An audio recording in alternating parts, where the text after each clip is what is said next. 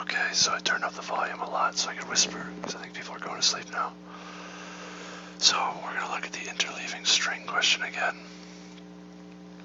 And I have music playing, which I shouldn't have. Now this question is kind of an interesting one.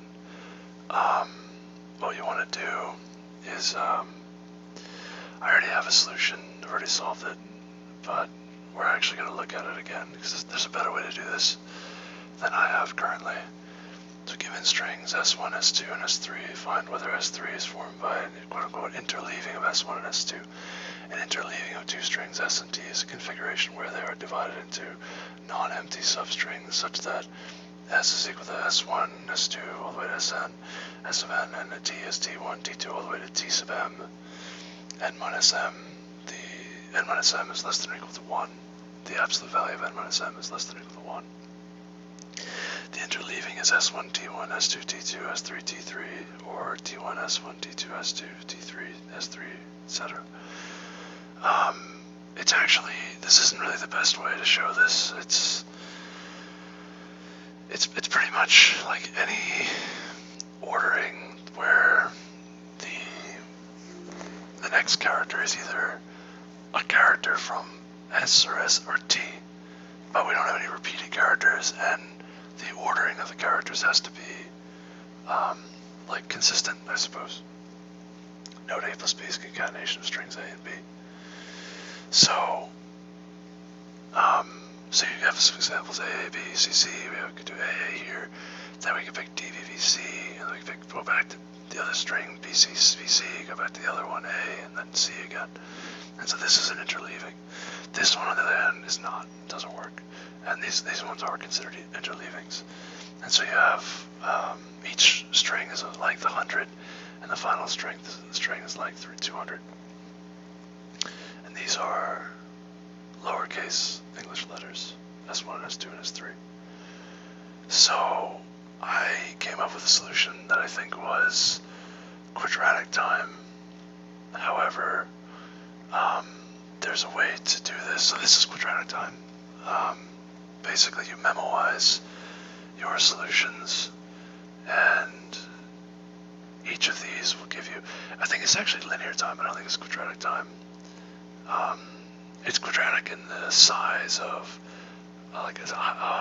size 1 times size 2. I think actually it's quadratic in that sense.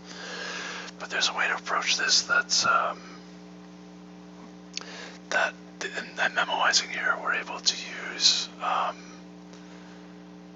that much memory too. So for all of these pairs of I and J, these possible pairs, we also have entries into a hash map to memoize the solutions for each of those. Now, what we want to do is we want to optimize this, right? And we want to do it in a way that the idea is that in theory you can optimize this because you sort of have like a top-down approach, which sometimes gives you 2 new nodes, and sometimes just gives you one new node. And you could just kind of think of these as the IJ pairs, and depending on what's here, that gives the answer to this one. And same thing, what's down here gives the answer to this, and then the answer to that, and so on. It just keeps going. The problem that you run into though, is that that's all well and good, but if we just memoize every result, that gives us that entire triangle of memory, which is O of n times n times m. But clearly, we only need the bottommost row, and then we update that to the next row, and the next row, and the next row all the way up, terminating early if we need to. So we don't need all of that memory. We only need, I guess, the bottom row, which would be O of m or O of n. Really would be the smaller of the 2 strings. We'll call it n. It doesn't really matter which one we pick, I think. So I mean, you should really pick the smallest one, but in this case, it's the largest string is going to only give you 100, so we should be fine. The algorithm, I think, is still O of n times m, though. That's the tricky thing. So you get into a situation where, even though you can use, which in the worst case, n is equal to m, so it's really O of n squared. So O of n squared time and O of n memory.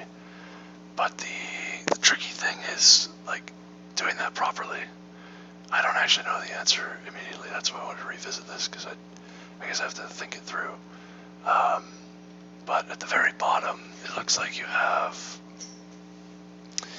do have, I guess, like, for each I, you have sort of the largest value of j. You have some number there, and I guess you could start those all off at true initially, and then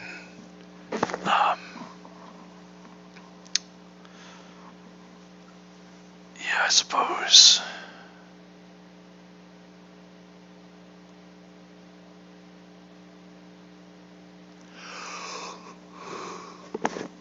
excuse me. I'm trying to think, how would you go backwards here?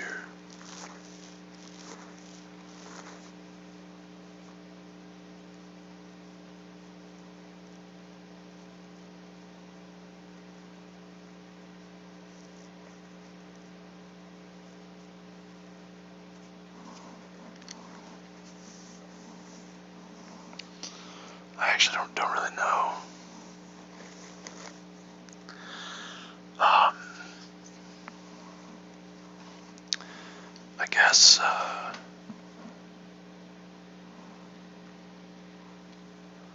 I guess you have some kind of for loop or something.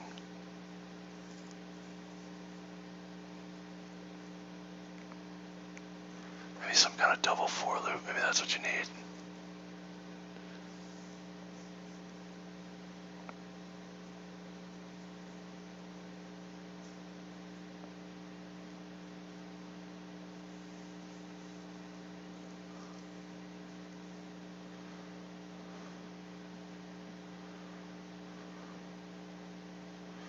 Trying to think how this would work, how this could work.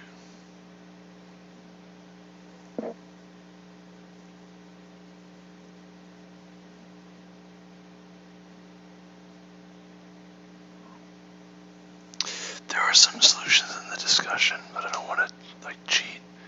It feels like this is something I should know how to do.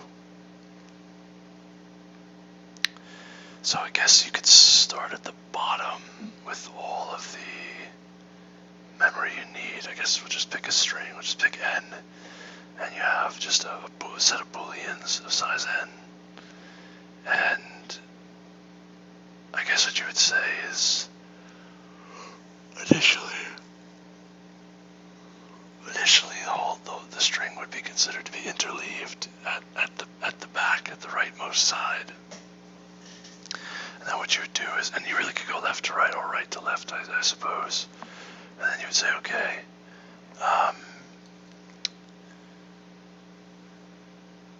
you could update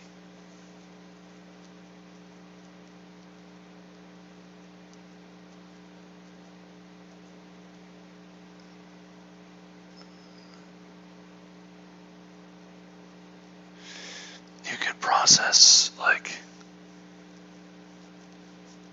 a character from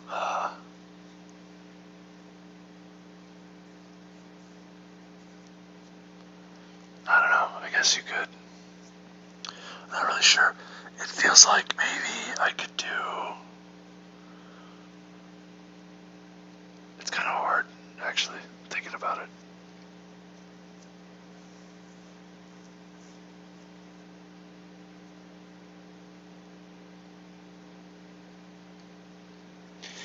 Yeah, it is really interesting. It's kind of like, it's like I and J are all the way to the right, I guess, or I and J all the way used up. Or some kind of like diagonal that we're operating on. I'm going to go from right to left. Yeah, I guess that works. You do have kind of a diagonal of values where you say, let's say we were going to interleave from something like this, like the picture would be something like this. And this, by the way, is like a common kind of a thing where you have like I and J, and you would say 0, 1, 2, dot, dot, dot, to n, and n minus 1, and n minus 2, n minus 1, n, and 0, 1, 2, dot, dot, dot, m minus 2, m minus 1, and m. And what you have is m plus n all the way over here. But then you have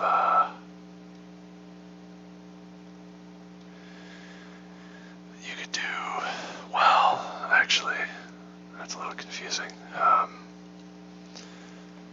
That's actually not quite what I was going for.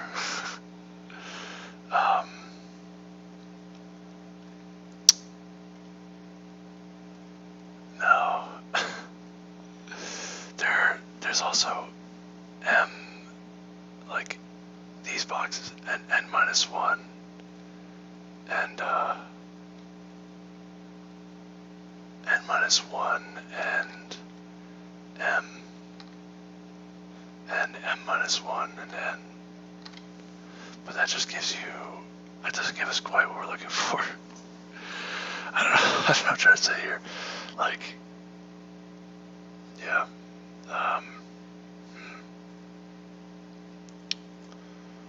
I want to say something like you could process for every value of m given a certain point at n. I don't know.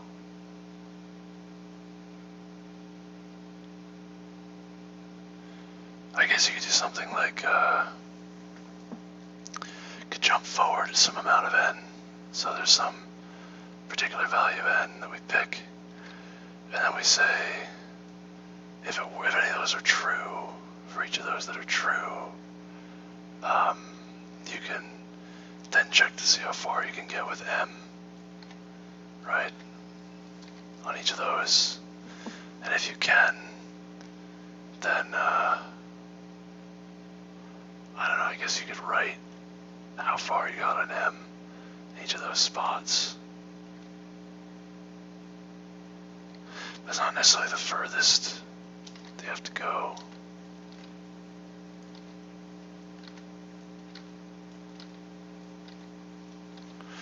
I guess you could say something like, I don't know, man. I'm struggling here. I don't know if what I said before actually works.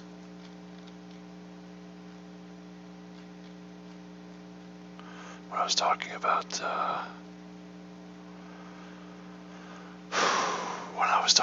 using the bottom array here, I should try like a real example.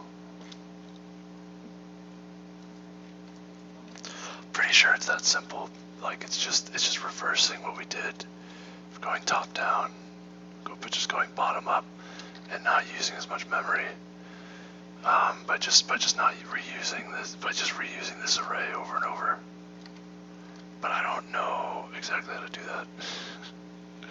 Like maybe I'll go through an example. Maybe that's better. So we have this one, right? This example.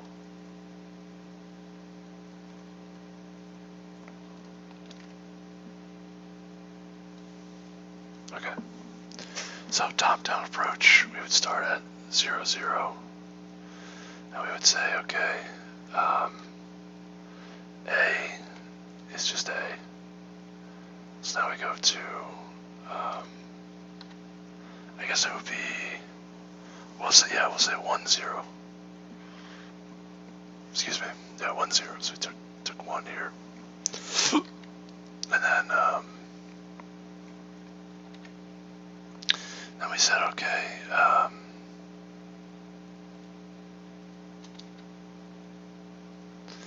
then AA, now we have another A, which gives us same deal, 2, 0. Now we see B, which doesn't work, so we have to take D.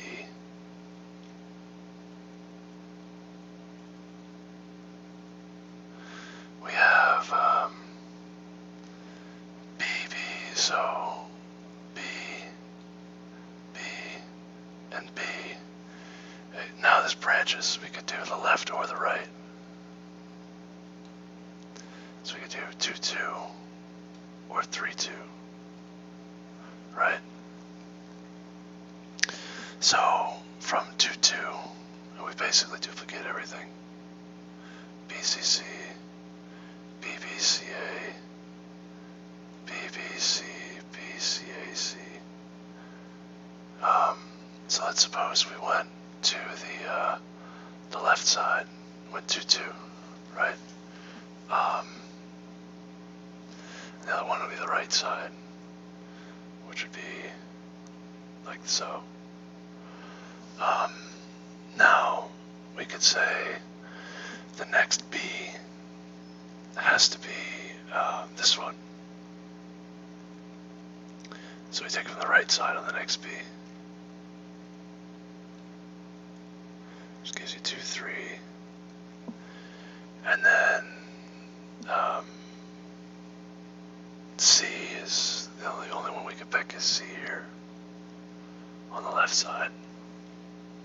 So we go to 3, 3. And then finally we see B again, which we have to take this B. So then we go to 3, 4.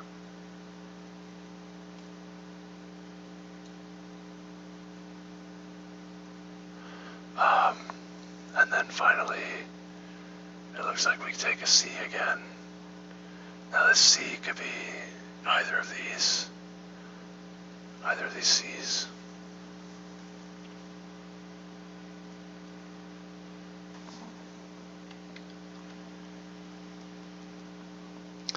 I realize this is kind of awkward.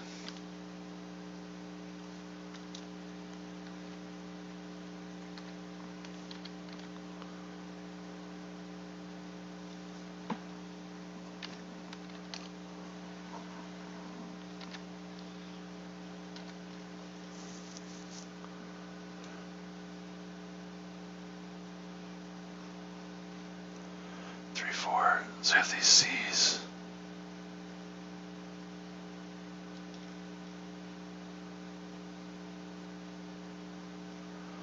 And we could pick the left one or the right one, right? So the left one would give us 4, 4, and the right one would give us 3, 5. And we end up with the left one would be, so we have C, CA, and then CAC.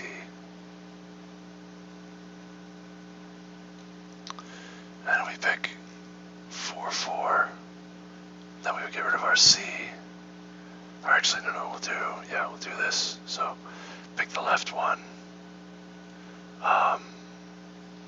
And then actually we have a problem, right? This one fails.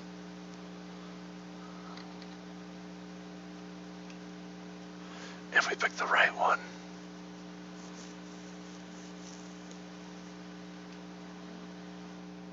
we could do CC. Then we have A, CA, yeah, we have A, CA, and AC here.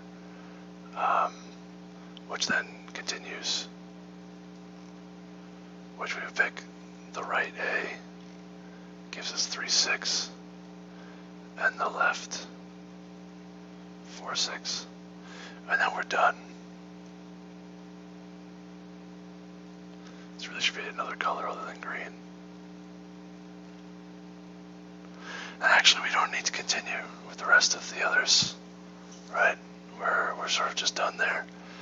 But we would just keep going if, if this was incorrect.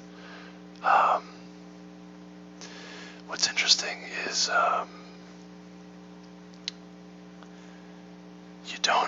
for starters, you don't actually need to keep all that much memory in here. I mean, you do kind of need to keep like a stack, I guess. Sort of. That might be one thing here. So you can do like a DFS type of a thing. And obviously the depth is only going to go so far as the larger of the two strings.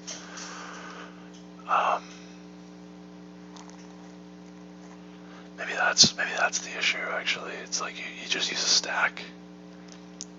And that's really what the array is. Actually, it's just a stack for the depth first search. Maybe that's what it is that I'm misunderstanding here. The other part is if we had 3, 2, right? So we had this BCC, BCA, BC, BCAC, right? Let's say we take B, and actually this B could be either B again. Could be either B again. Could be this one or this one. And so we could rewrite these again as B, C, C, B, C, A, B, C, B, C, A, C. And we could say the same thing. We're going to rewrite both here. And we could say one of these takes the left one, and one of these takes the right one. So now we would say there's, I guess, 4, 3 on the left side, or 4, 2 on the left side, and 3, 3 on the right side. And we would then say, now we process either one, right? So here we can say C and C. So this actually gets interesting again. We can do C and C on the left side. Again, 5, 2 and 4, 3.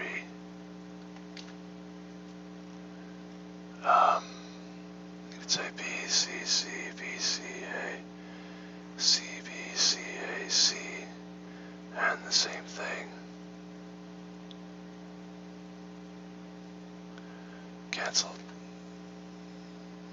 Oh, I did this wrong.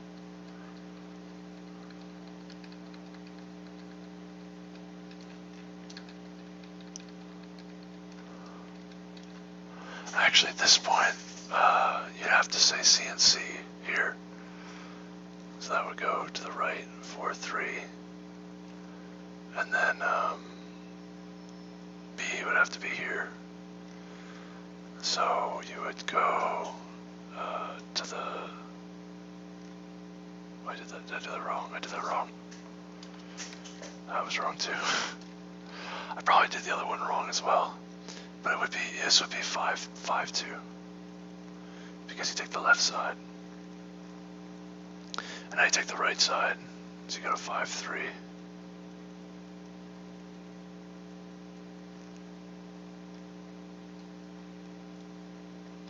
Oh, no, sorry. This is actually, oh yeah, no, that's right, that's fine. Yeah, that's fine. Take 5, 3. And now you have again another split, because you could take each C. And I think both of these work. You could do C, either C. Oh no, you have to do the left C, otherwise the right C doesn't work. So you take the right C. No, the left C doesn't work. You take the left C, it's a problem. So if you go to 6, 3, that's wrong. So you have to go to 5, 4. Whoops. 5, 4, and then the only choice you have after that is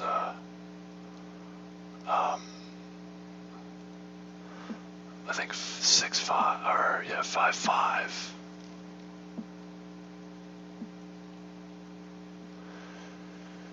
And then finally 6, 5.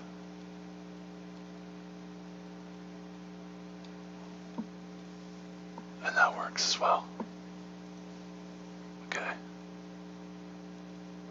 So now you have one more path here, over here, this 3, 3. You have yet another path to take. So it looks like there's 11 characters total, 10 characters, not 11. What happened? 1, 2, 3, 4, 5, 1, 2, 3, 4, 5. I don't know, I ended up with 11 instead of 10.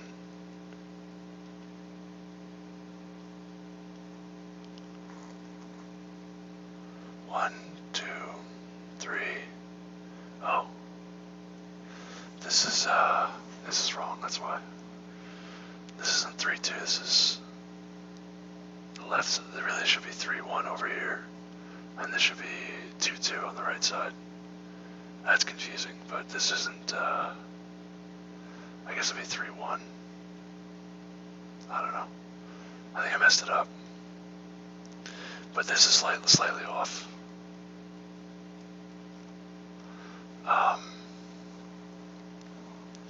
And then this also is wrong too then. So this one would be, we get, what is this? This is B, C, C, C, A, C, B, C, A, C, and we got here from,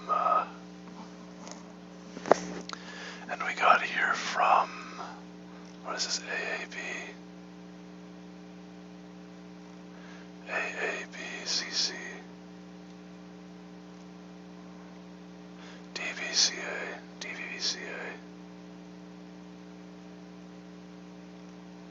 DBBCA, AADB, AA,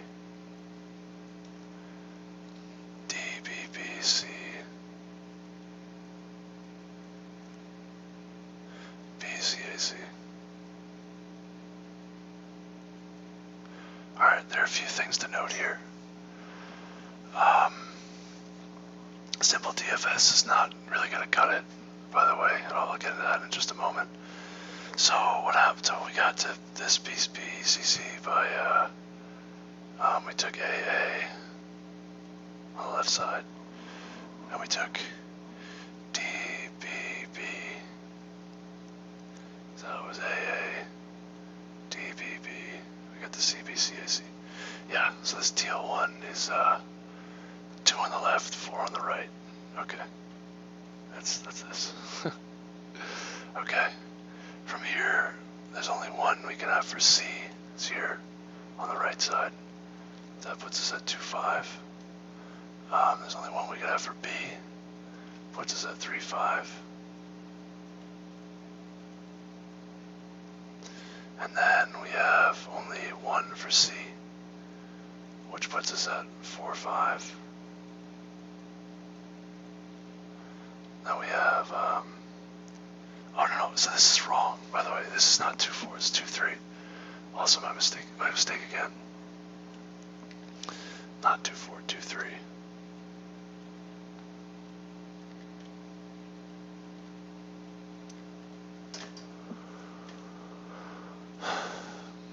Excuse me. Now it's 2, 4.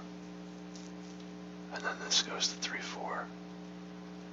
And the last thing we did was we took the C, I think, after we took a B, we did C on the right, we did B on the left, C on the left.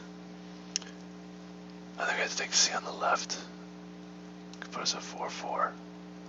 And then now we can take A on the right, and C on the left.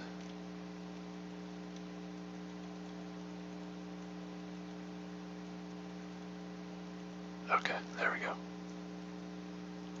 That's what we're looking for.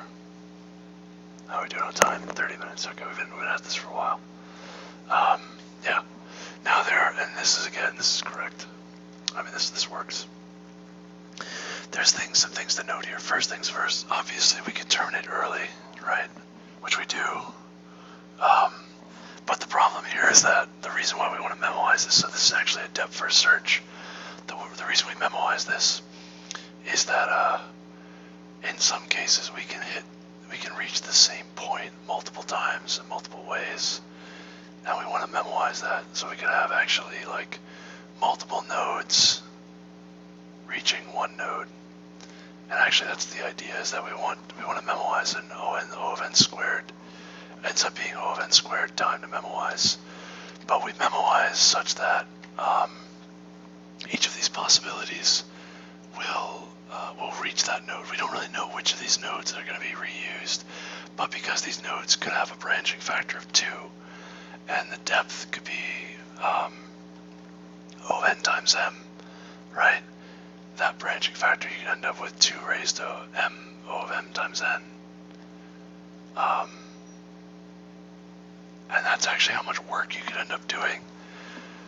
In the worst case, it's something roughly speaking, approximately that. And that'll be very inefficient if we don't memoize.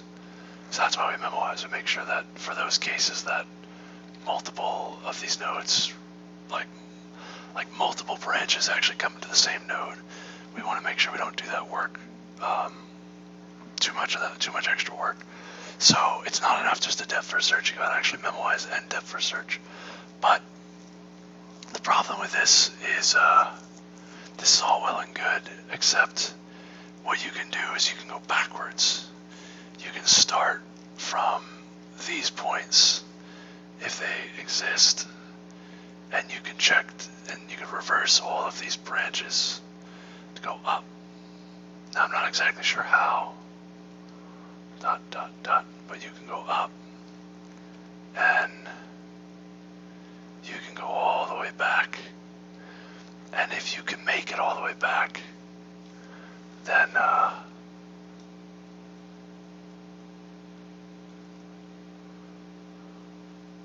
just want to color that. If you can make it all the way back, a couple of things happen here. First things first, I think you still need to do the same amount of work, right? Because you're still going through all these nodes. However, what you can do is you can basically reverse these, right? Reverse these possibilities, I guess, to go backwards. The upshot to doing it this way is that at each step you only need the memory for the number of nodes you sort of processed at that point.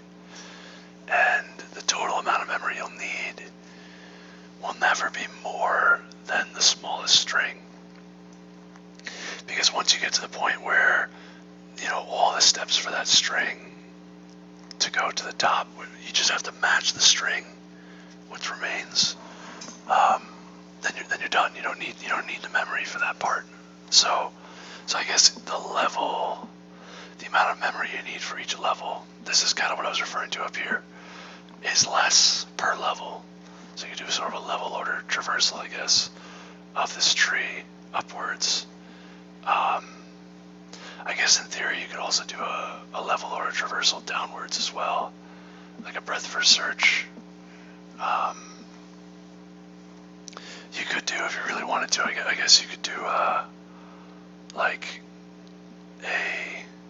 an iterative deepening depth first search, which is also a breadth first search, but it would be, well, there's no real point to that. You don't really save that much memory doing it that way, because you end up just doing your depth first search. No, you can't do a depth first search, because again, each of the nodes that you reach, if you sort of reach that node multiple times, I guess.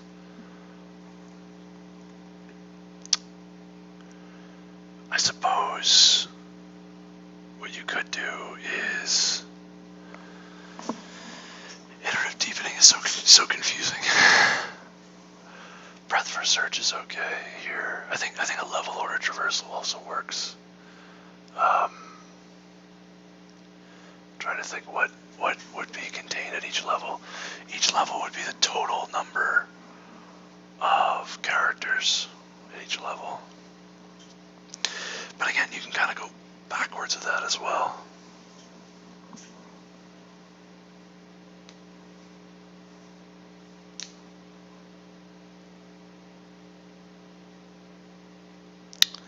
Trying to think here, trying to process this, how this might work.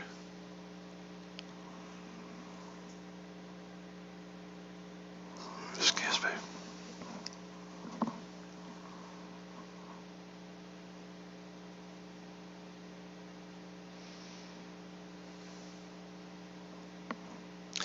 Yeah, you definitely can do a level order traversal. Basically, all you've got to do in your level order traversal is in your queue of nodes that you're processing,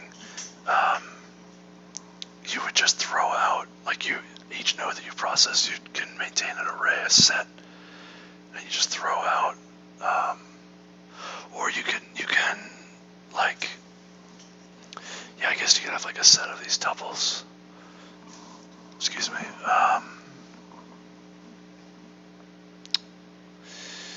Yeah, you could have something like a set of these tuples, and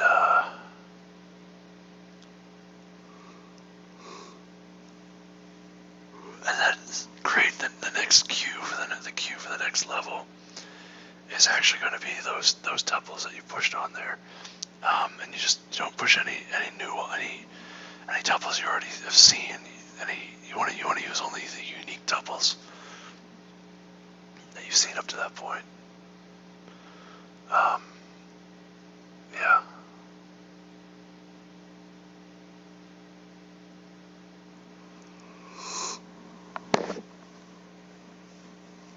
You could do it that way too. I think that might be a little bit easier to think about.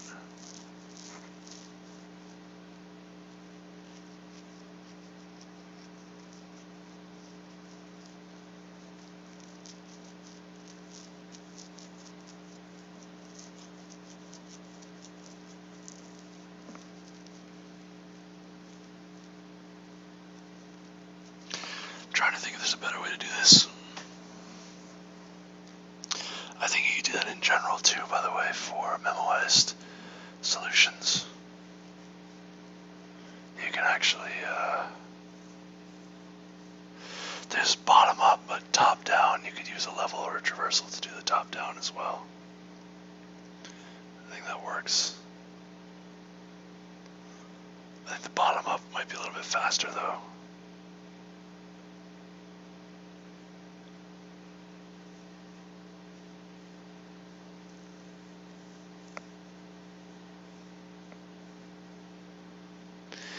Something interesting too is that you already know, like if you do a level order traversal, you don't need to use tuples because you can derive the other index because it's going to be n, which is the total number of characters. Like it's going to be the step that you're at is the total number of characters you've processed so far, minus whatever your index is. That gives you the index of the other value. So you actually don't need to, you actually could just use single integers. You don't need, in this case, you don't need like the whole tuple. But yeah, in general, you can actually optimize the memory a little bit too for even memoized solutions, because you can do, instead of a depth first search, you can do a breadth first search.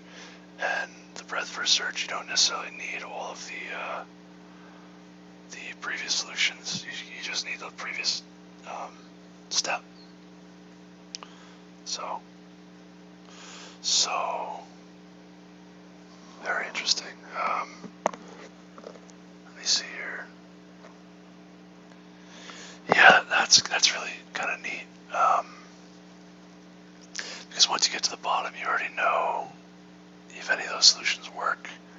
Then you sort of know the solutions that you need to consider. That's very interesting. Let's try a breadth first search solution to this, and then we'll try to make a level order traversal. Actually, we'll just do a level order traversal and see if we can get that to work properly. That's a little bit more efficient. I think it's a little bit easier in general to to code here as well. Let's try that. Let's see if we can get it to be relatively efficient. So here's one way of doing it. I'm going to comment this out. I'll memoize depth first search, but like I said, it's kind of inefficient. Level order. Traversal. So we'll have a queue.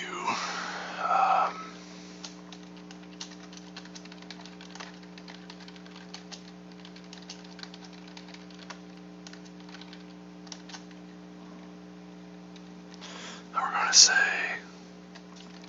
in step equals 0 or level equals 0. We're going to say while. So we're going to start with standard queue. And we're going to say initially 0, right? So 0 from both. Yeah. So initially 0, we'll say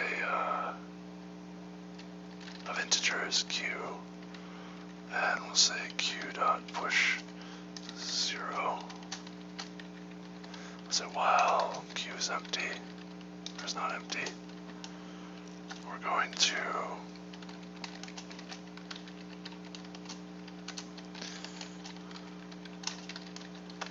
say new queue. Now we're going to say so we have the following. So we would increment the step at each point, and we would say int n is equal to. So we could say we'll say x equals, or we'll say left equals q dot front, q dot pop. We'll say right is equal to step minus left. Right, so the left plus the right is going to give us the number of values that we've looked at so far, characters looked at so far. We'll say so return false. If we get through our level order traversal, we never return true. We're going to say process this node. Say if left plus right is equal to if left plus right is equal to size 3 dot size s3 dot size, then we return true. Otherwise, what we're going to do is new queue dot push. Now, what we would say is we have our different if statements here, right? We say if we're going to say left plus 1 is less than s1 dot size. If left plus 1 is less than s1 dot size, then we say new queue dot push and left plus 1 is less than s1 dot size, and s1 of left plus 1 is equal to s3 of the step, I guess plus 1. I guess we can increment the step here, really. Or, no. Yeah, step plus 1, it would be. So, step is initially 0. I guess it would be minus 1. And it's actually left. Yeah, it's a little confusing, so yeah, okay. I think that's fine.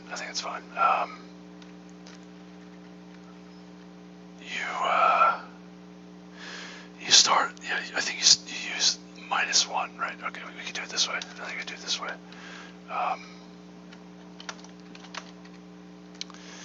Left plus right plus 2 is equal to size. Left is actually going to be that's a little confusing. But left and right are going to represent the number of characters that we have of each. So that means that the next left value is actually going to be itself, that index itself. A little confusing, but yeah. So we're going to actually push left again. So left plus 1, right?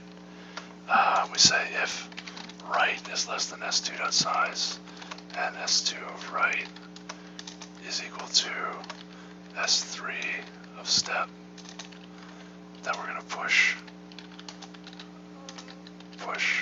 left again. So we're going to increment the step, but we're going to push left again, implying that right also increased, but left didn't. And yeah, that actually covers all possible cases. So if it's impossible at this point, the queue would just be empty. If you could do left and you could do right, then you would do both. If you can only do one, you'd only do one. So that's pretty interesting. We just have a terminate early here.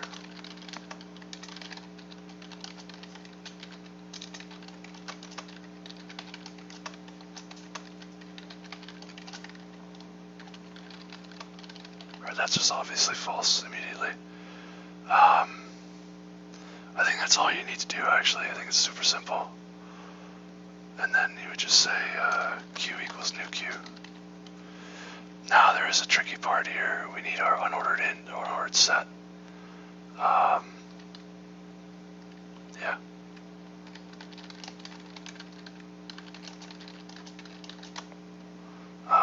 And just remove duplicates.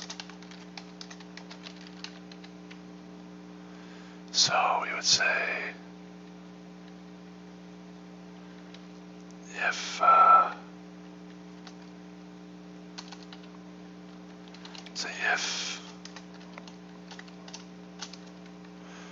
yeah, you would do something like this.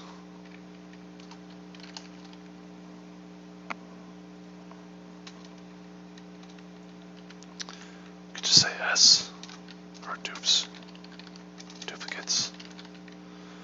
So if duplicates dot count of left plus 1, if not, then we can, whoops.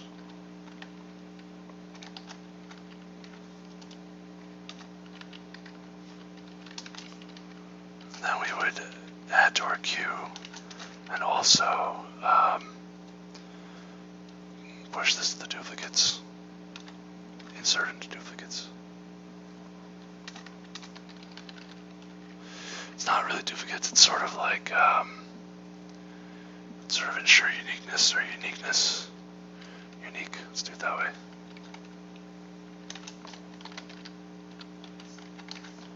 At each step.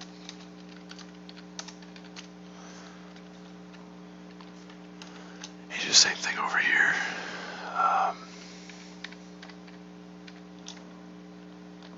Oops.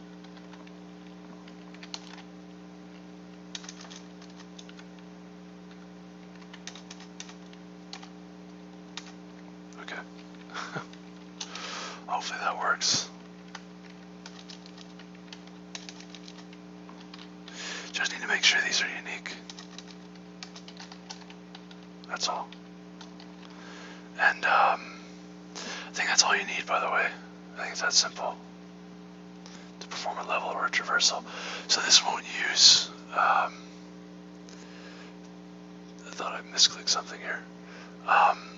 This won't use as much memory as the depth first search, the memoized depth first search. Let's see. Have a new queue unique while the queue's not empty.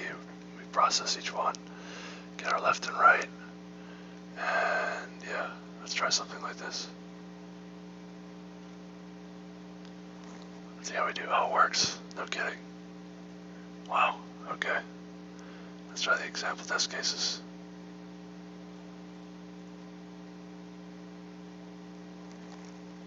Oh, it does. Oh, no kidding. Wow.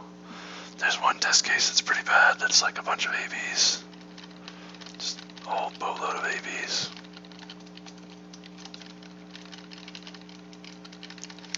Let's see how we do with this one as well. I didn't add enough. Let's see how we do. Oh, it works. No kidding. Wow. Okay. Let's try the example test cases. Oh, no kidding. Wow. There's one test case that's pretty bad. That's like a bunch of ABs. Just a whole boatload of ABs. Let's see how we do with this one as well. I didn't add enough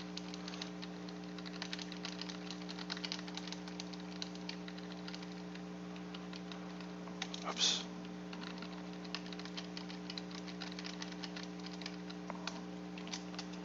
And then here we need quite a few of these different values. I think we need to make sure we don't put 2 there, or too many.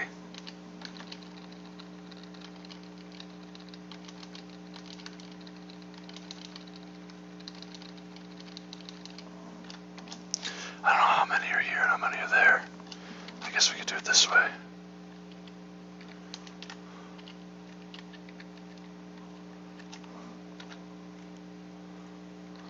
Whoops. Tendency to mess that up. Whoops.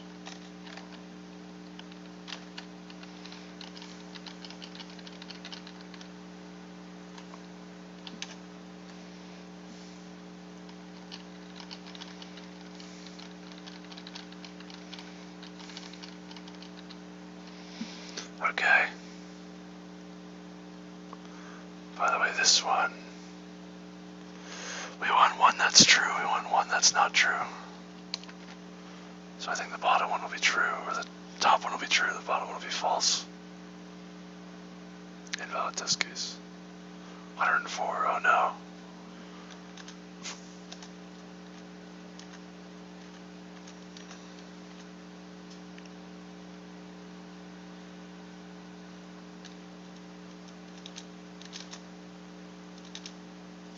Something like this, maybe.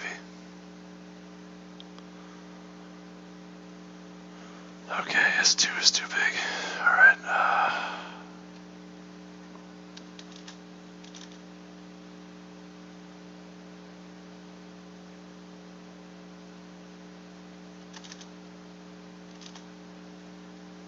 let's try that. Wow. Let's also try, let's do the bottom one is true.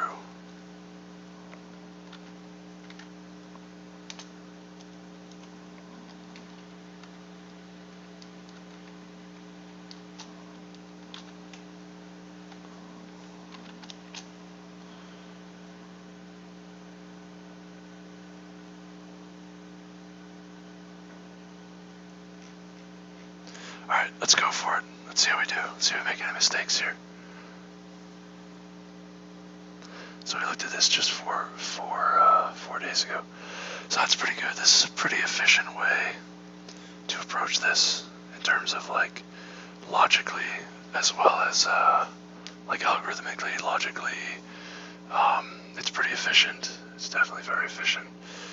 We don't TLE this time, which is good. We do use, right, this, we might actually TLE if we didn't use this this approach. Now what's interesting here is that this actually could get pretty large, but I can only get as large as I guess well, it really would be like S1, I suppose, string 1. But that is interesting that, yeah, well, it could be string 1 size, because you could add, you know, add left at 0, and then add left plus 1, and then 0 again, 1, and then 2, and then you could add 0, 1, 2, and 3. So it's possible to get all of them each time, but this is definitely more efficient in terms of the, relatively efficient in terms of memory.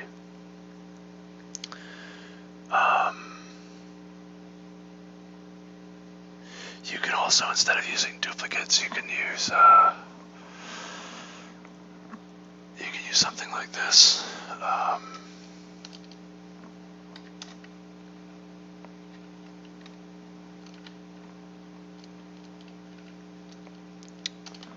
So you can do Boolean array, which is of size s1.size. And then we can say,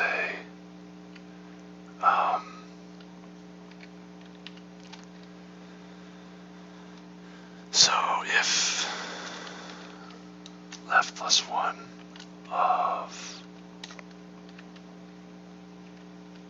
I guess we add 1 to this, size plus 1. Instead of unique count, we say if array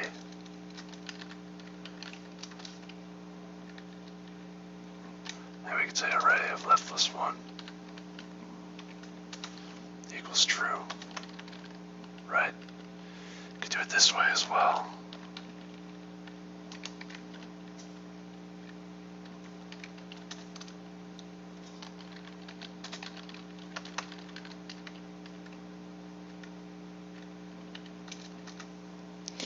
And we just need to set this to,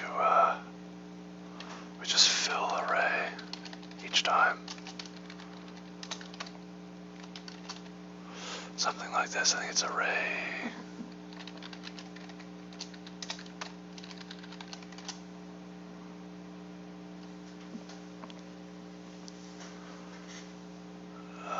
Not a structure, a union. Oh. I see.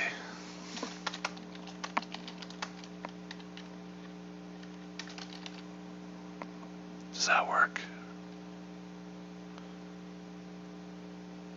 May not be initialized. Oh. Okay. Interesting.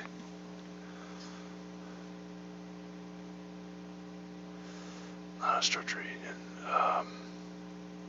How do we fill an array in C++?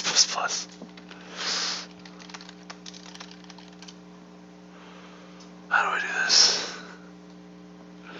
How do we do this?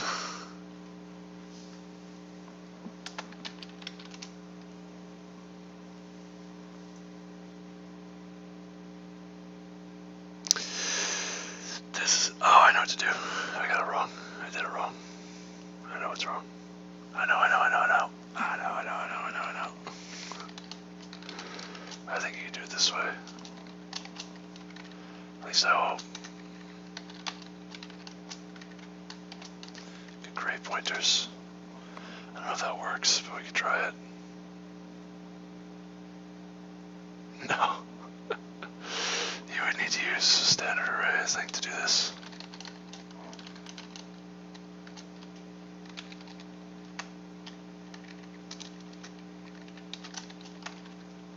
How about this?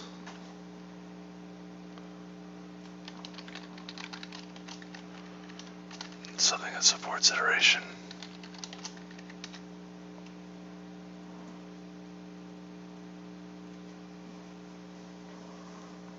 Not a constant expression. No.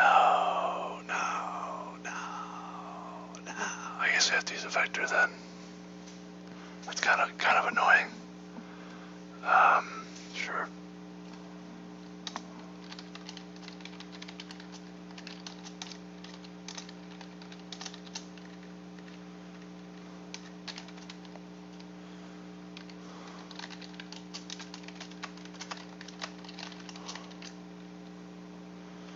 Something like this. I don't know if this is good. It seems to be slower if we do it this way.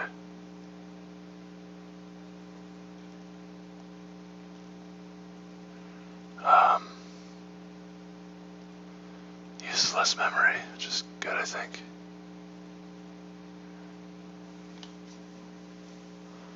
It's not too fast. Not really. It's kind of more memory. I guess we could. All right. Let's just do this. Use just a standard fill.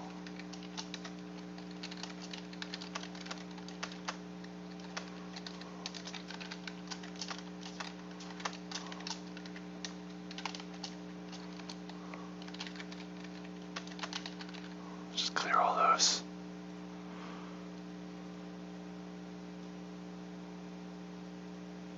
That's so slow.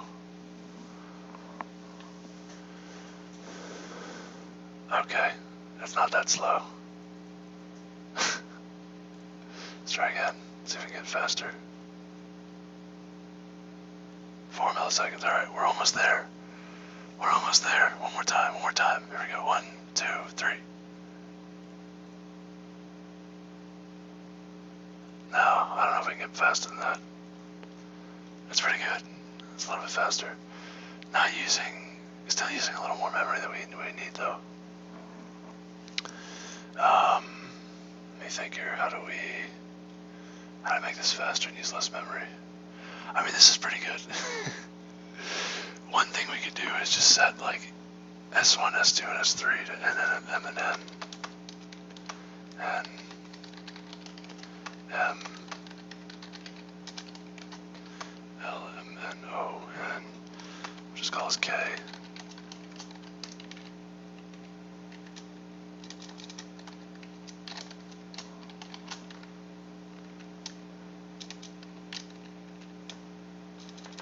Actually, we should do,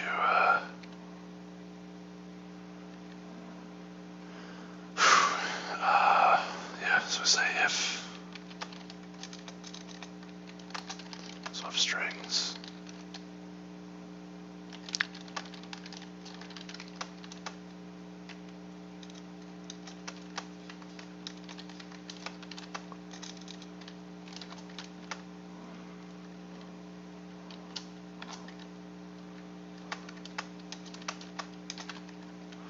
So we'll say if S1 node size is greater than S2 node size. We're going to update T equals S1. Set S1 equals S2. S2 equals T. Something like this. Well, I think, can we do that? That's a little confusing. That's a little confusing. How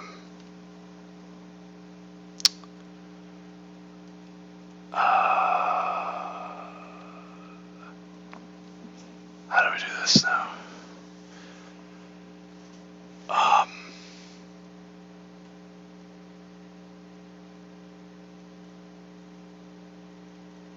Can we do this? Is this legal? What happens if we do this?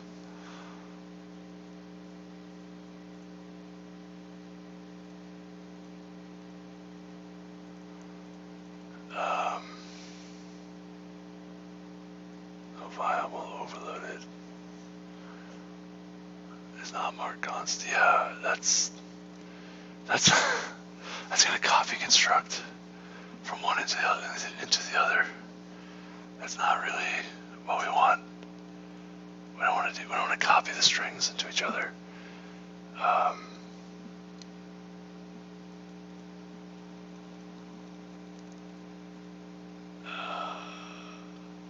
Let's see. How do we do this? How do we do this?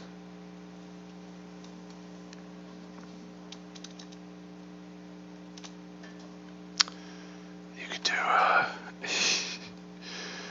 I don't know, man. Let's not. Yeah, let's.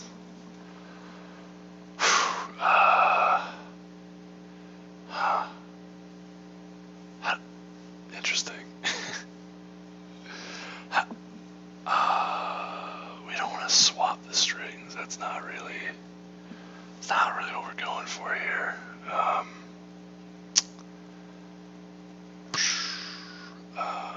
Okay.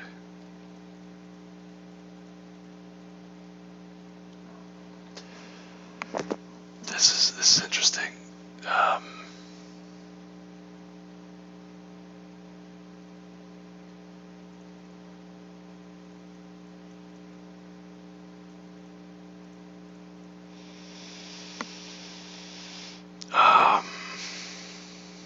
Not too sure about this one here.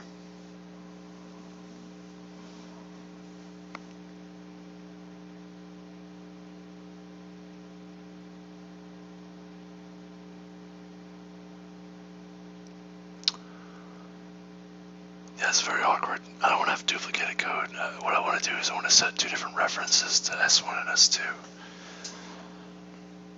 Oh boy, brother. This is very awkward. Yes, this is awkward. Because you can't just declare references, const references they haven't set yet. That doesn't work. Like you can't say something like const standard string a b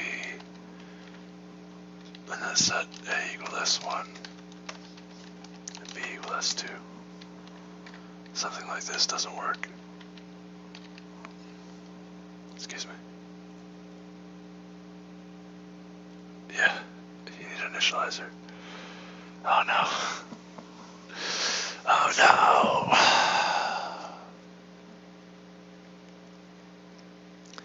How do we... Can we take pointers to each of these? I mean, you could do something kind of funky or unusual where you could say like string pointer A, string pointer B. Ready for this? String pointer A, pointer B is equal to S1 and B is equal to S2. And then we could say standard swap A and B. And then what ends up happening is, so these are pointing to the beginning of the strings. And then now you can say const standard string reference A equals dereference A and reference B equals dereference B. You can try something like that. That's very peculiar, but it might work. Cannot initialize standard string with an R value of type. Why not? Why not? How about that? How about that? Redefinition of A. Oh, we can do X and Y. And then we can swap X and Y. And then say dereference X, dereference Y. That's a very peculiar way of doing things, but you could do it this way too in theory. Oh, that's hysterical. It actually works, I think. Let's use A instead of S1, so we'll do A and B. And this is just S3, yeah. And instead of S1, we'll say A and B instead of S1. If this works, I would find this comical, to say the least. Pretty interesting way of doing things. Some pointer magic to get things to work. Does it work? Let's see. Oh, it's not going to work in some cases. Oh no, we're fine. Okay. That's a lot slower though. Nice. Okay. So A, B, S3, and K, and then now we have N and we can do N. So now we do the smaller of the two.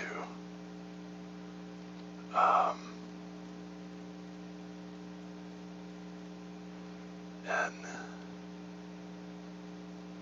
And A dot size is N. This is M. Alright, it's N plus 1. It's also plus 1. Okay, that's fun. So now it guarantees the smaller of the two. Which probably isn't that great, but we'll do that. Not all that meaningful. Okay. Swap strings to ensure that A referencing smaller of the two strings. Yeah, that's very interesting, this pointer. Let me swap what these pointers are pointing to.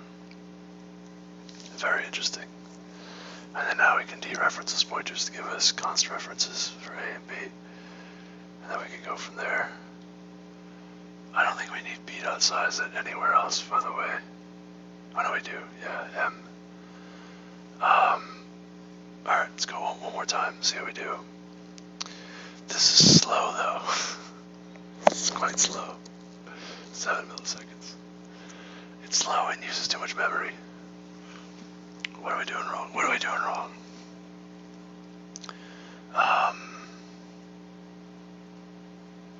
Yeah, it's interesting that we reset this set each time.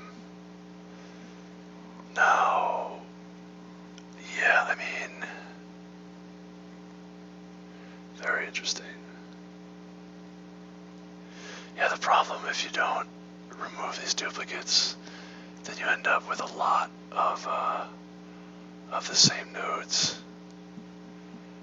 So I guess, yeah, you can use like an associative array, I suppose. But the tricky thing is, right, you want to reuse the array for each level.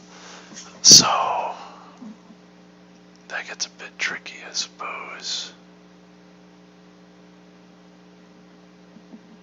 You have the same problem if you go the other way. If you go from the bottom up, you do still have, like, setting those booleans properly.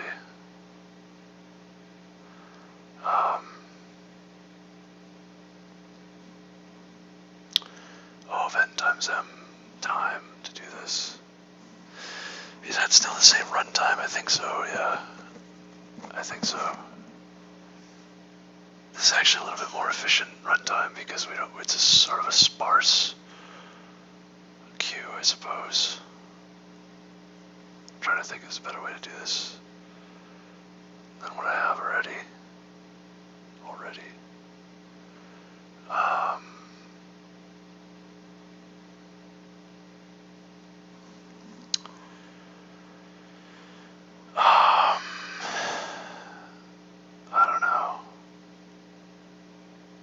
I don't know. What do we do? How do we do this? I suppose.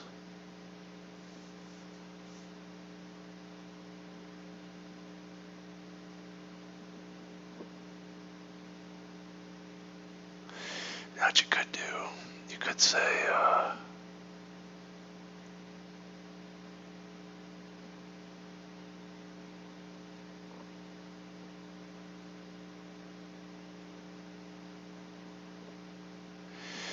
do something like this, which is a little bit better.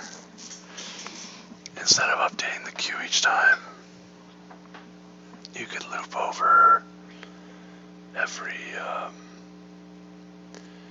you could just, instead of using I think that's the dynamic programming version of this, instead of using the queue, you can actually just loop from left to right and say if the array has something in it, then you could check to push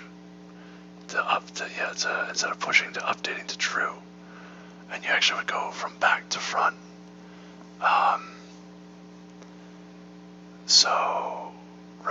So you can go from the back to the front and say if there's already something set to true there, then you can update the next one depending on this state to true. And in this case, you would set the one that you just updated, you'd actually set this one to false.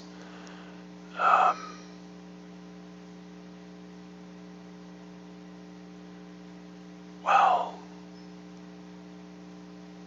it would be if left was true, then you can do both of these. You can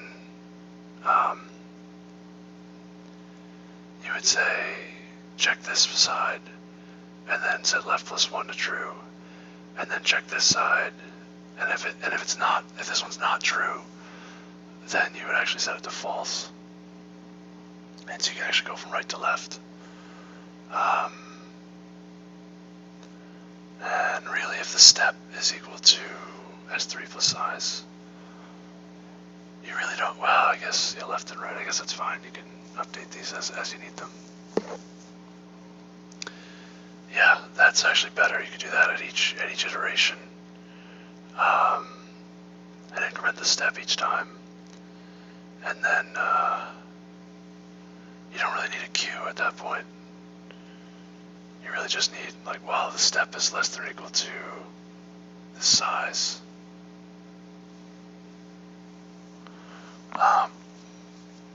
Yeah, if you get all the way to the end, then everything's false. Then, I guess, yeah, you're just done.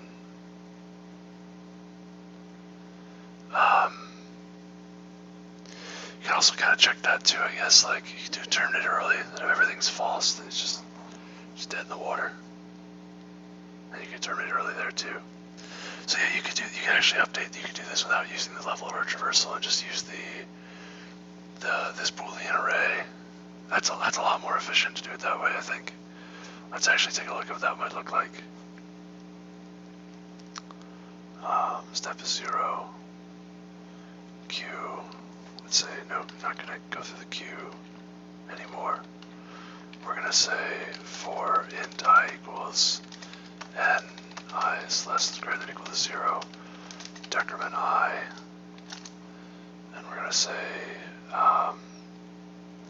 so first off we can set array of 0 to true, right, initially, and we're going to say,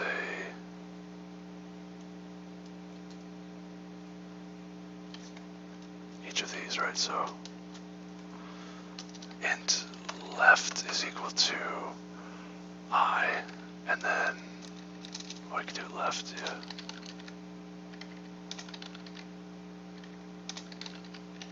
And then right, we're going to say step minus left. And then, actually what we want to do, let's back all the way up.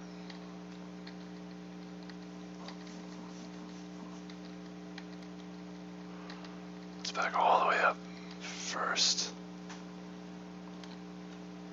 to a point where it works.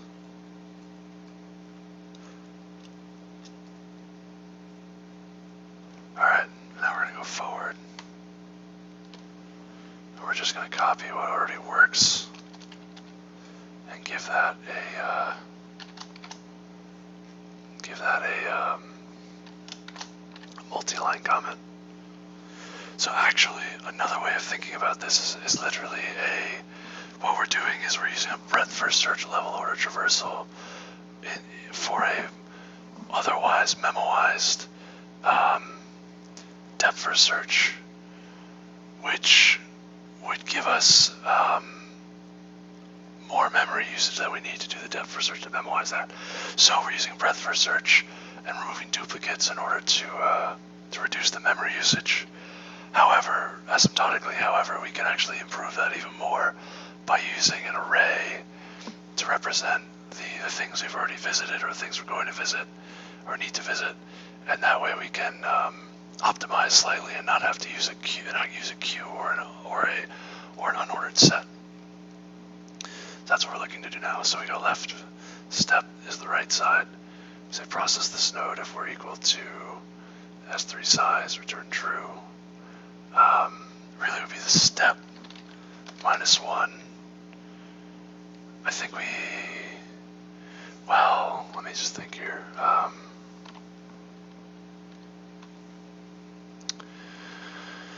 See, the deal is you're going to increment the step after each loop, right?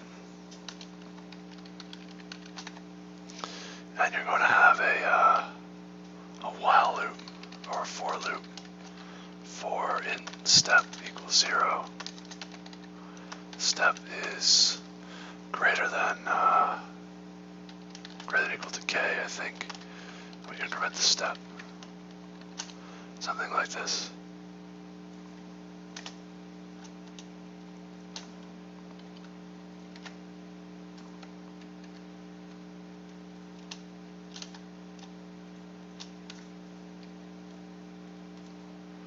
Right. So now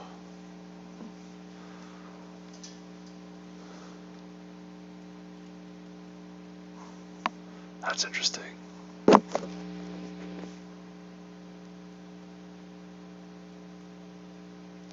This actually looks like O of k times n, which is not quite what we want. That's not quite what we want. Is that what we had before? I don't think so. Maybe it was. Interesting. Yeah, that gives us O of m plus n times n rather than O of m times n, which is still O of m times n actually, because m is larger than n, and it's basically just O of m plus m, which is O of 2m, which is just O of m times n. So this might not be as efficient as it could be, maybe.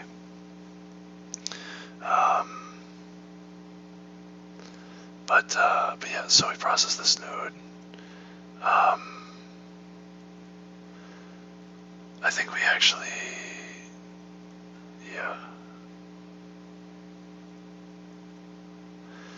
If the step is equal to k,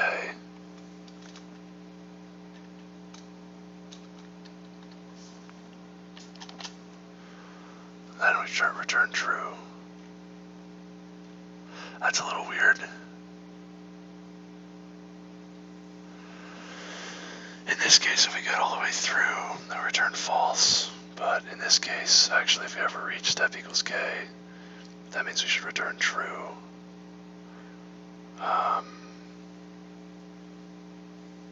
Well, not quite. It's actually processing this node, and it would be end array of right. So I'll get to that in a moment.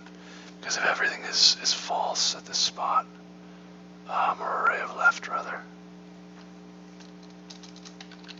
if any of these things are true, they return true, otherwise it's false. Yeah.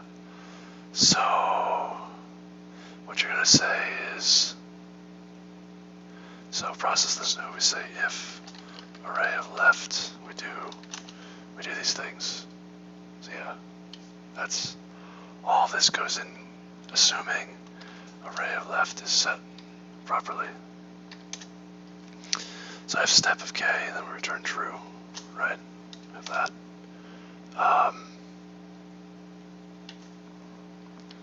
Actually, we don't even need, yeah, we just need this. Okay. Again, return false. So if we say right, step is equal to k,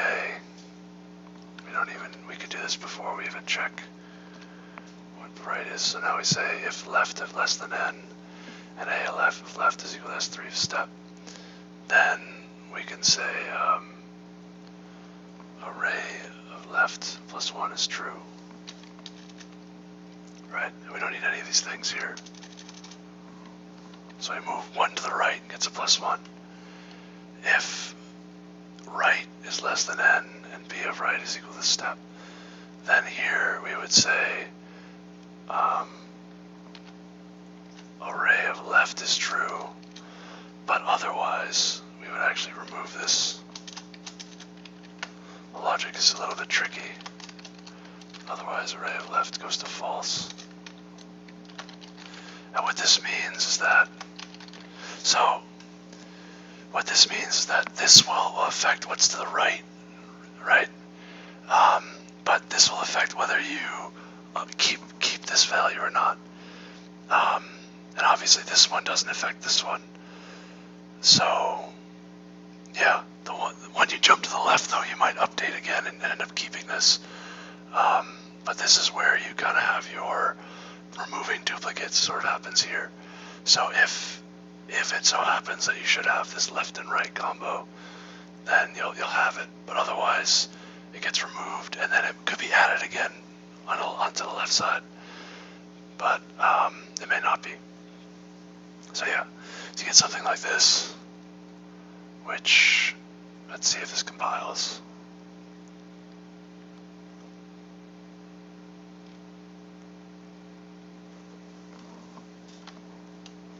We actually can get rid of this, I think.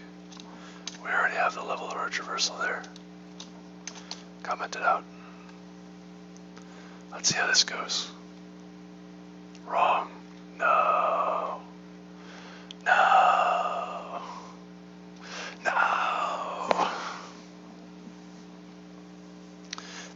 initialize to 0, I think.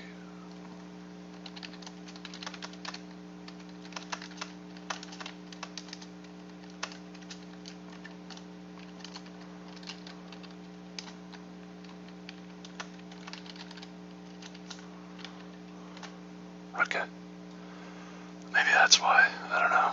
That could be it. No. Wrong. False, false, true, false, false. Interesting. I wonder why that is. Oh, I see. That's because we're starting from right to left. That's a little bit confusing, but actually I should be in, not left. That's my mistake. And we have array of I, right? And we would say, so right is going to be, so what's left? Left is n minus I believe. So, yeah, that's sort of inverted now.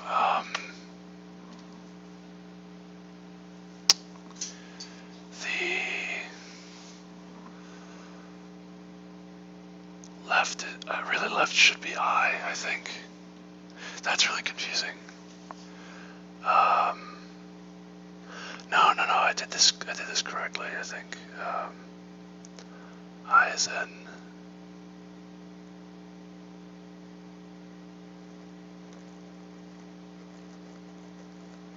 I actually never needs to go above n, by the way.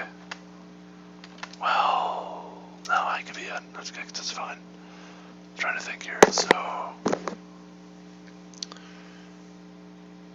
no, left. No, that's actually I had that right the first time. I had that right. It's left. It's just that. Yeah, we're looping from right to left on the array, and everything's false initially. Array of I is 0. We say step is equal to k. We say right is step minus left, which initially would be 0. Excuse me. Left less than n, and a of left is equal to s of 3 of step. We can say a of left plus 1 equals true. Oh,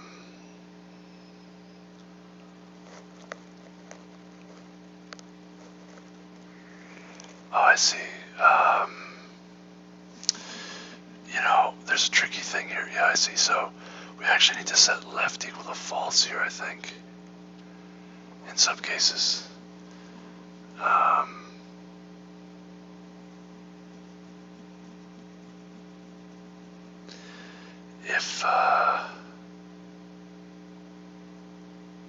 So there's a boolean, so we'll do this, we'll call it check 1.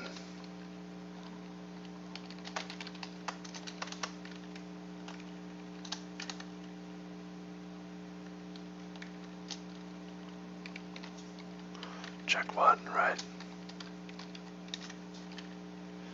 Then we'll say, and we have check 2. You can actually do both. I guess you could do, yeah, check 1 and check 2.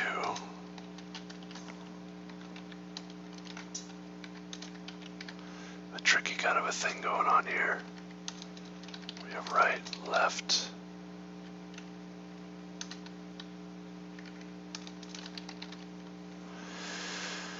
And so if you have if check 1 and check 2, then you would set a array of left equals true, stays true, an array of left plus 1 equals true, right? Now you have a bunch of else ifs here. If it's just check 1, if it's just check 2, and if it's just check,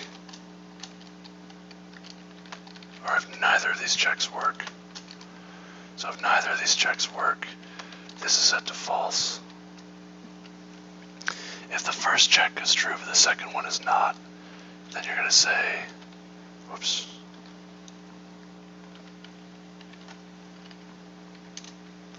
So we'll say that the first check comes first.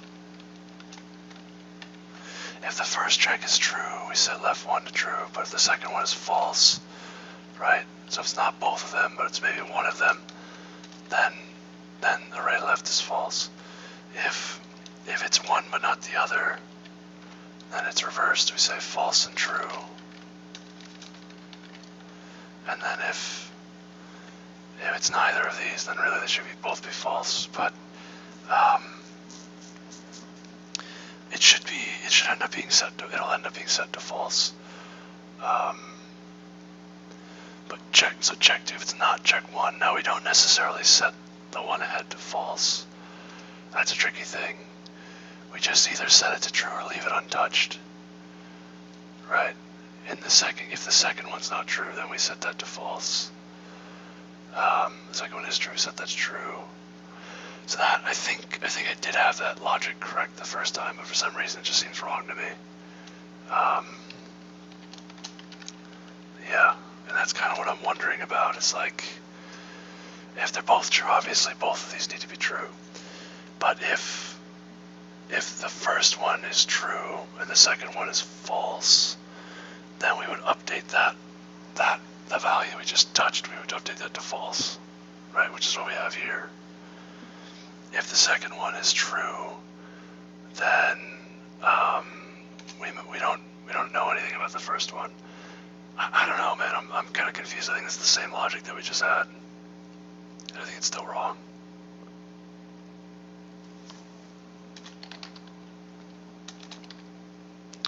What am I missing here, though, is the question.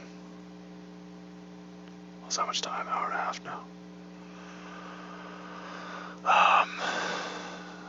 Interesting. So, I think this step is incorrect. I think it's left. If you do left plus right,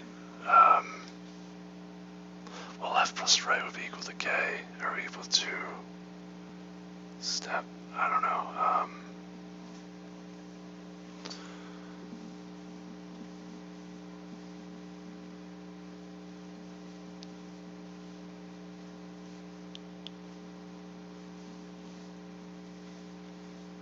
I am so confused.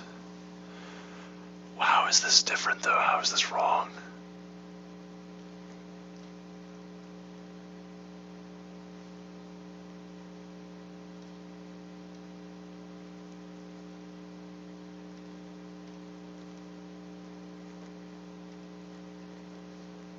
This is the same thing I think I just had.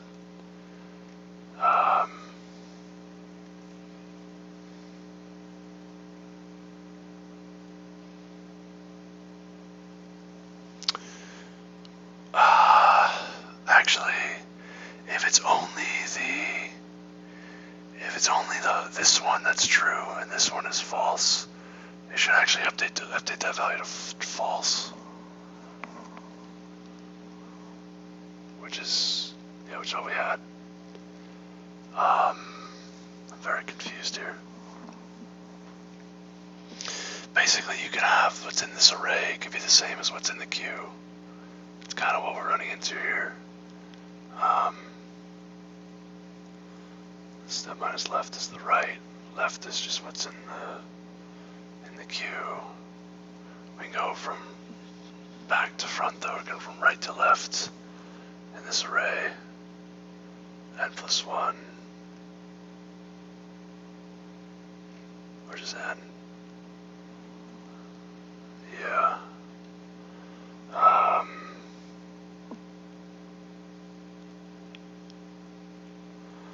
I'm doing something wrong here. I'm doing something wrong here. What am I doing wrong? Right is step minus left. Increment the step at the end here.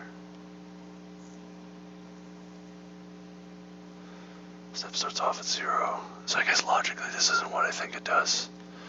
Somehow logically this doesn't do what I think it does.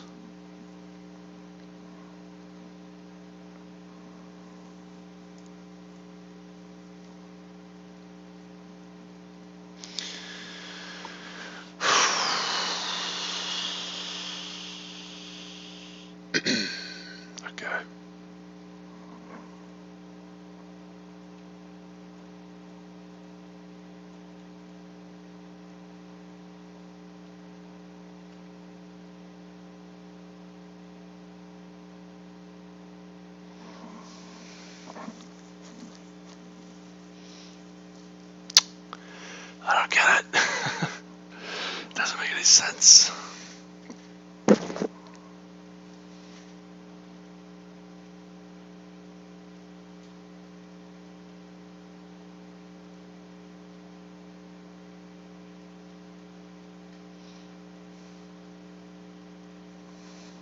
Maybe we can just do one test case and see what's wrong.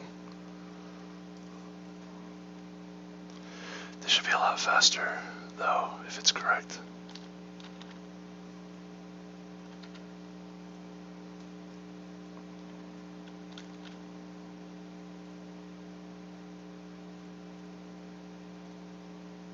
So make sure we got the right thing here. Okay, so somehow this is incorrect. Why? I don't really understand why. We got false. We should get true. Let's print the array for each case.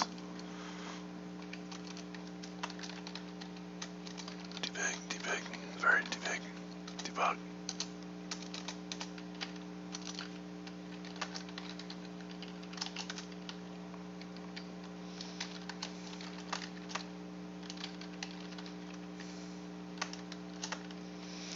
Can actually do n minus left minus 1.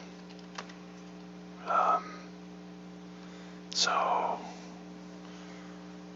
if left is n minus left gives you 0. And then when you get, yeah, that's fine. That's actually how it works. So debug. And then we also want, also debug.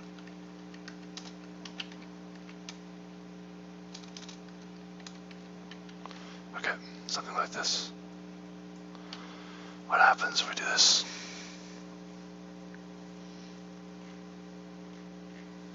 Wow. Oh, brother. That is such a subtle thing. That is ridiculously subtle. How do I miss something like that? It's still wrong, but wow, that's a big difference. Okay. I see. That's terrible. These are ridiculous. These are ridiculous.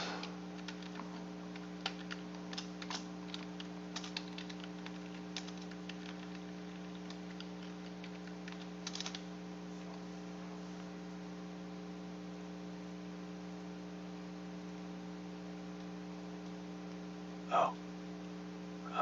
Yeah. These is ridiculous. These is ridiculous. Oh, it works. Wait, what? How come this logic is incorrect, but this one's right? What? So if check 1 and check 2, you set them both to true. If check 1 but not check 2, you would do false, but this is true. If only check 2, then you don't say anything about the first one, but you do true. If not check 2 and not check 1, you would. How come this is not exactly the same routine? What do you mean? What? I don't know. I don't know what's going on. I don't know why these are different. How are these even different? What is happening? I don't know. I'm not gonna get too hung up on this. So I had it right the first time. Somehow I had it wrong the second time. Who knows? I had it right the first time, somehow wrong the second time. Of course. Of course. What is going on? What is going on? Okay, that's correct. Let's see how we did. Oh boy. Hey, there we go. That's super fast. 100%. Got there. Got there. That was quite the algorithm. Quite the show. Quite the show. Process this node. We'll just say finished all, used all of the characters.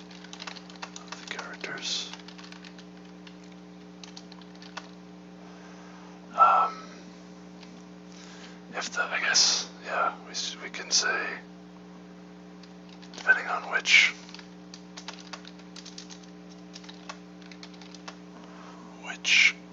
characters we have.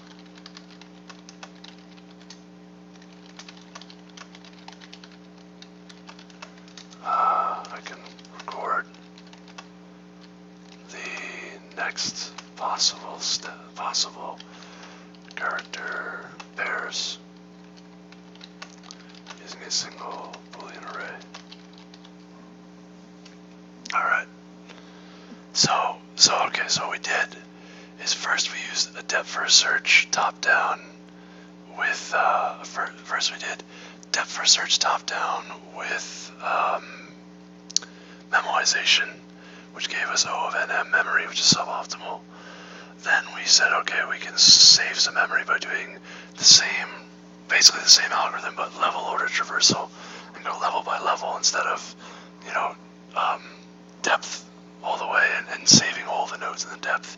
We can just do each level and only save the previous level's nodes, more or less. Then we said, okay, hey, we can actually optimize that approach.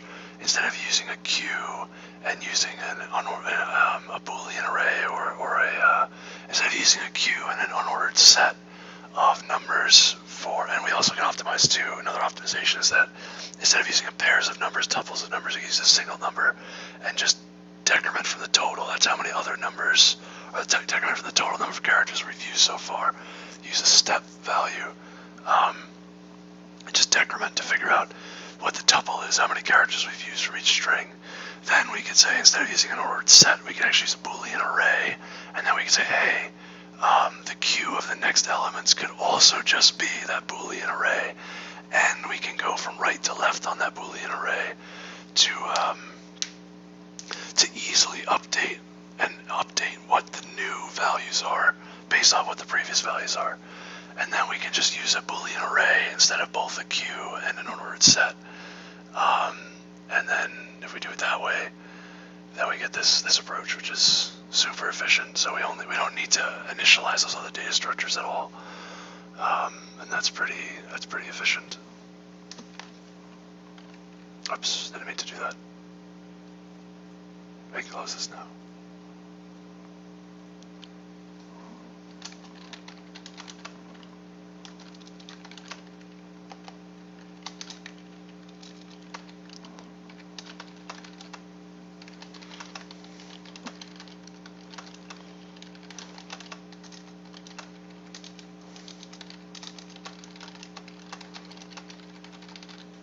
Yeah, there we go.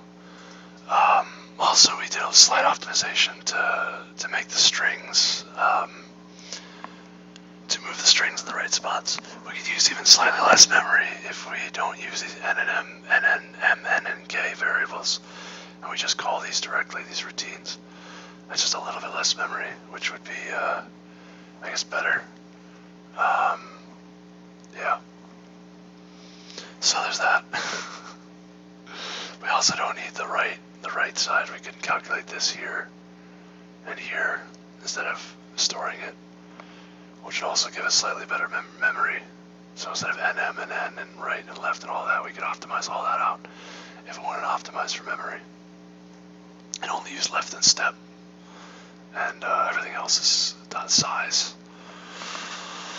On one of the strings, I guess you could also sort of optimize this out if you wanted to, and just always use the left string, the S1 string, as the smaller string, and then it's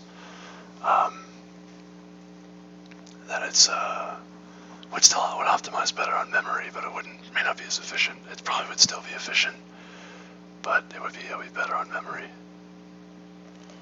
That's pretty good. So we got that 0 milliseconds. I like that.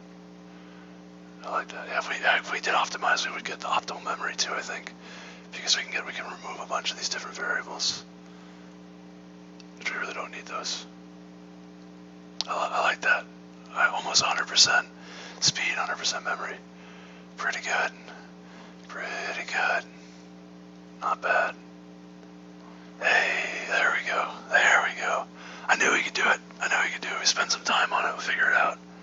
Find a way to optimize. Phenomenal. I'm satisfied. I'm satisfied. Now, the idea would be to do that initially, first time around, which I guess you probably could, maybe.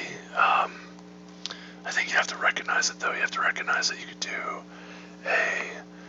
you could do this for other types of problems too, but you would recognize that you could do a memo-wise depth first search, and then you could maybe do a level order traversal, and then you can possibly do an optimized level order traversal. I don't know if you can always do that, but I think there are a lot of cases where you can. So that's pretty good. That's pretty good. I like that. I like that. We'll do one more submission just for the sake of it. Make ourselves feel good. Alright. I like to just pad my submissions. I like doing that. Alright. I'm a little too proud of this. I don't know. This is a relatively simple thing we did, but getting there was definitely not the most obvious thing. I think that's ultimately what we did, though. We just said let's try to optimize let's optimize the level order traversal and then try to optimize that level order traversal, and that worked out perfectly. And I think in general for problems of this nature that it will work like that. That's pretty good. So maybe in the future, excuse me, it's also a dynamic programming solution. Maybe in the future I can think of solutions like this on the spot. Do it immediately, and it's pretty efficient to write code like this. I mean, I wrote this pretty fast. I mean, this pretty few number of lines. There's not a lot of lines of code going on here. It's actually really efficient in terms of lines of code and the solution and all that. I mean, this is kind of a mess, but you don't actually need this part. So yeah, alright, I'm gonna go. Thank you for watching. I'll talk to you soon. Have a good rest of your day. Yeah, that was great. That was great. I didn't have to check the discussion to find the optimal solution. So yeah, I guess all solutions that I work on in the future, I'll do similar things. So we'll try to do optimized level order traversals for those kind of depth first search memo-wise questions, and we'll also do for binary search trees. That was the other thing we worked on today. Is for in order traversals, we can always use Morse traversal to kind of do things iteratively and with one use threading and use binary tree threading and do things iteratively with a Morse traversal and get better solutions doing that. So yeah, alright, yeah, thanks for watching. Talk to you soon. I don't know what I'm doing. I guess tomorrow I'm going to be seeing a friend of mine, and then I'm going to look into just getting a job, because I kind of just need to be doing something to make money while I'm doing other things, while I'm doing the rest of my life, I guess. So yeah, thanks again. Take care. Talk to you soon. That was so satisfying.